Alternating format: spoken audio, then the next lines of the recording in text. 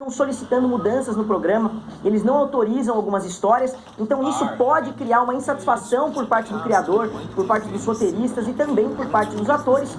E outro ponto que pode ser bem afetado por isso é o salário dos atores, não só dos atores, como do criador, como dos produtores, como da equipe de produção, porque eles nunca nem sabem se a série vai continuar ou não. Então esses são os principais motivos pelos quais eu acho que grande parte das controvérsias podem ser explicadas pela baixa audiência da série. Mas eu decidi separar as controvérsias com pessoas, porque são muitas e muitas controvérsias. Eu até demorei para começar a fazer esse vídeo, porque eu entrei quase que num buraco de minhoca das controvérsias. Aí eu vou tentar linkar aqui abaixo no vídeo algumas das coisas que eu li para fazer esse vídeo, mas eu posso dizer que eu passei aí praticamente uma semana só lendo a respeito das controvérsias em comum. Obviamente eu não vou conseguir falar sobre tudo aqui, mas eu vou focar nas principais delas.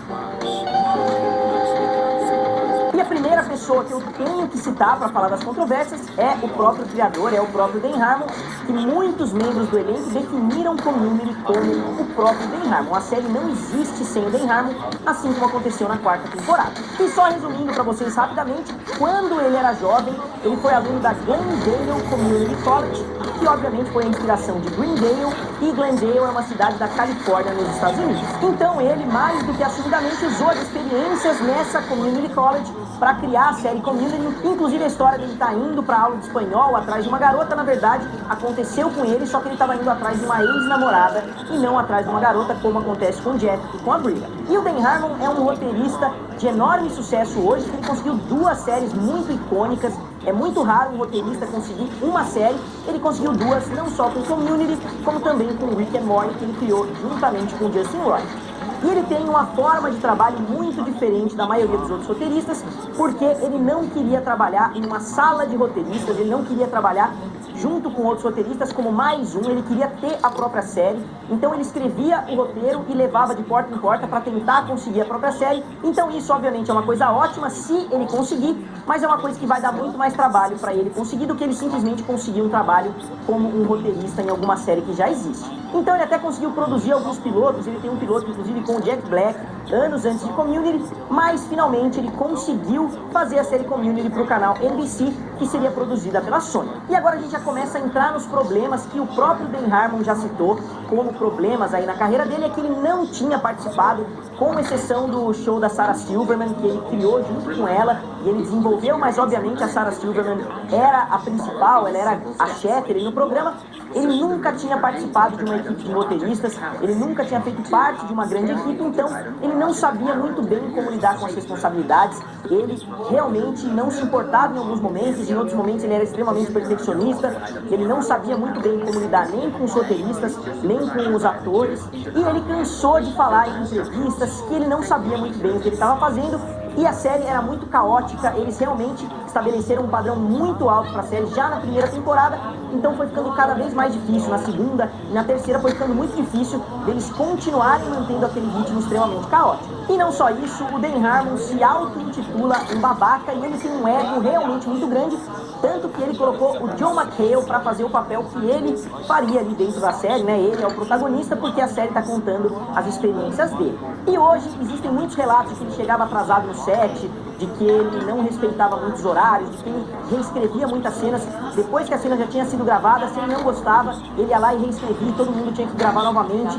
Isso acabava dificultando muito os horários de trabalho, que já eram muito longos. Se você considerar como a série é caótica, compare um episódio de Community, por exemplo, com um episódio de Friends, com um episódio de Two and a Half Men, com um episódio de qualquer outra comédia, você vai ver como a produção de Community é sim muito mais complexa, e isso realmente foi desgastando grande parte da equipe, e alguns grandes membros acabaram saindo da série em decorrência disso. Mas eu queria frisar que não necessariamente ele era folgado, por exemplo, por chegar atrasado no trabalho. A gente não sabe até que horas da noite eles trabalharam no dia anterior, a gente não sabe se ele ficou reescrevendo algumas cenas em casa. Então acho que muitas pessoas na época, pelo menos eu procurei muitas reportagens da época, muitas pessoas deram esse salto de que ele não se importava muito com a série, porque ele não cumpria os horários, mas eu acho que é um salto que não necessariamente é verdadeiro. E mais algumas grandes coisas aconteceram que eu vou abordar quando eu for falar a respeito do personagem do Pierce, né, interpretado pelo Chevy Chase, mas esse comportamento errático e caótico, a forma dele tratar os outros era realmente muito grave, ele não tratava as pessoas muito bem, ele tinha um bom relacionamento com o elenco, mas também não era aquelas mil maravilhas. E finalmente, no final da terceira temporada, muitas pessoas acharam que a série seria cancelada, principalmente pelo que acontece envolvendo o Dan Harmon e o Chevy Chase, mas a série foi prorrogada para a quarta temporada e o Dan Harmon foi demitido. O Dan Harmon não participou da quarta temporada de Community. E por que eu bati tanto na tecla da audiência? Será que a Sony e a NBC teriam demitido o Dan Harmon se a série fosse um grande sucesso? Será que eles teriam demitido se a série tivesse as audiências, por exemplo, que Fiona Huffman tem ou The Big Bang Theory? Eu, particularmente, acredito que não, mas um comentário feito pelo próprio Dan Harmon a respeito desse assunto coloca muita luz no que estava acontecendo nos bastidores. Ele disse: eu teria me demitido. A Sony sempre odiou a forma que eu escrevo e eles sempre sonharam em fazer o show sem mim.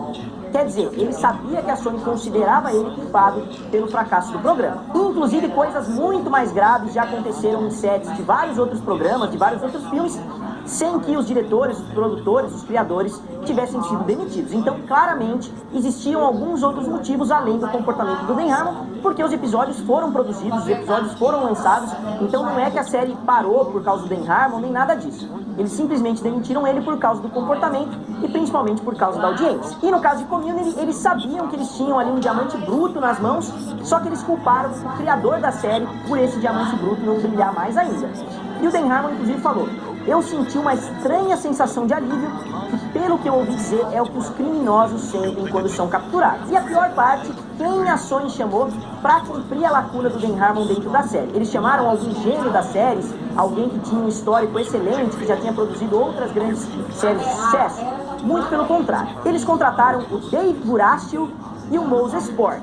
Quem? Exatamente, ninguém sabia quem eram esses dois caras e como a Sony poderia consertar uma série que estava fazendo uma média de 4,5 milhões de audiência e que é extremamente bem aceita pelos fãs.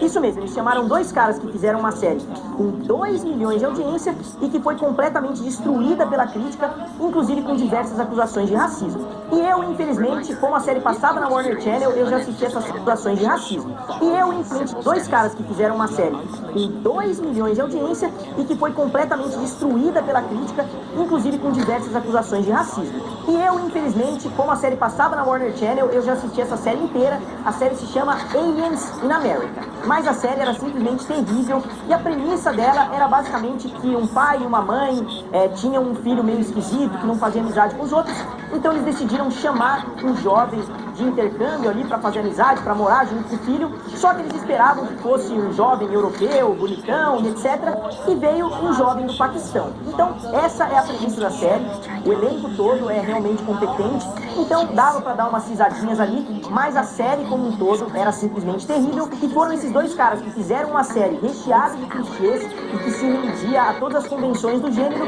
e colocaram os dois para chefiar uma série que tentava a cada episódio explorar novos gêneros e virar as convenções de ponta cabeça. E já no primeiro episódio da quarta temporada, a diferença é gritante. A diferença entre Community na terceira e Community na quarta parecem duas séries diferentes. Tem alguns momentos muito bons, principalmente porque os próprios atores, os próprios roteiristas sabiam como a série funcionava, mas se dependesse dos showrunners, a série tinha sido destruída na quarta temporada, como muitas pessoas falam que ela de fato foi. E o Dan Harmon, como vocês viram no meu vídeo anterior, retornou para a série na sua quinta temporada, principalmente por causa da hashtag Six Seasons and a Movie, pelo menos na minha opinião, porque os fãs tinham aquele objetivo de 6 temporadas. Se fosse uma série que não tivesse essa promessa de 6 temporadas, muitos fãs falariam: bom, o Dan Harmon saiu, os novos showrunners são uma porcaria, a série caiu de qualidade, podem cancelar numa boa, mas eles tinham essa luz no fim do túnel e o John McHale realmente batalhou nos bastidores.